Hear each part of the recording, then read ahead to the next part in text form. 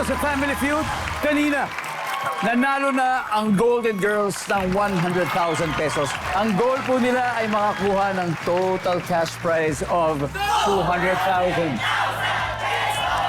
At syempre, Tita Oro, meron din pong 20,000 sa napili niyong charity Ay, institution. thank you. Ano po ba ang napili niyo? PAWS, yung pong mga rescuer ng mga hayop ng aso, pusa, yun po, para sa kanila yung 20.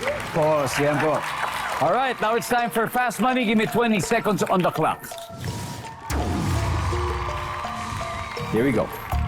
On a scale of 1 to 10, 10 being the highest, gaano ka kahilig sa halaman? Go. Ay, 10! 10, okay. Appliance na kokonti na ang bumibili ngayon. Dining table. Nahimatay ang friend mo, bakit kaya? High blood. Sa almusal, anong madalas katandem ng sinangag? Itlog. Sport na pangmayaman daw. Badminton. Tita Oro, tignan na po natin ang inyong points. Okay? So, on a scale of 1 to 10, 10 ang pinakamataas. Gaano po kayo kahilig sa halaman? Ang sabi niyo, sobrang hilig. Number 10 yun.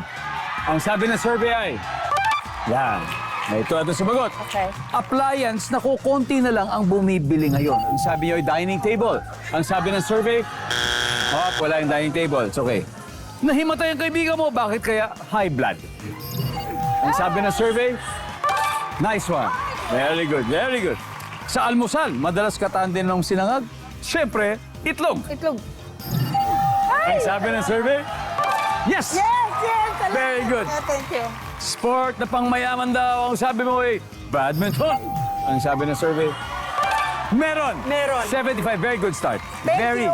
Tita Oro, very, very good you. start. Let's welcome back Miss Evangeline. Ma'am, hello po, hello po. How are you doing? Never better. We Very go for the good. win. Yes, that's the spirit. That is the spirit. Way to go. And before you start, I have good news for you. You do. Yes, so si Tita Oro, she's got 75 points. It means we need 125 more. Ganun na lang. Kayang-kaya. At this point, makikita na po ng mga manonood ang sagot ni Tita Oro. Give me 25 seconds on the clock. Okay. Here you go. Okay, question number 1.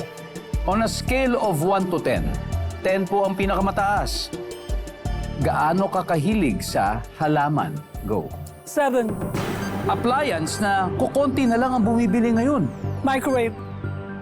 Nahimatay ang friend mo. Bakit kaya? Sinikmura. Sa almusal, ano ang madalas katandem ng sinangag? Tuyo. Sport na pangmayaman daw. Badminton. Ano pa? Polo. Miss Evangeline, eto po. We go.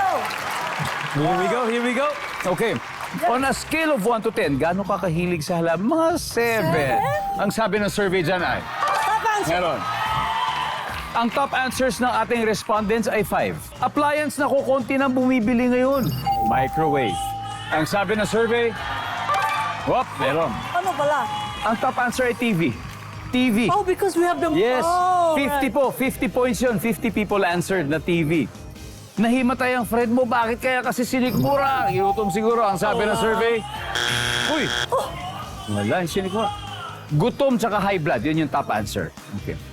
Sa almusal, madalas katandem ng sinangag. Sabi nyo tuyo. Ang sabi ng survey. Top answer! Napakalayo na. Sport na pangmayaman daw. Sabi nyo polo. Ang sabi ng survey. Meron.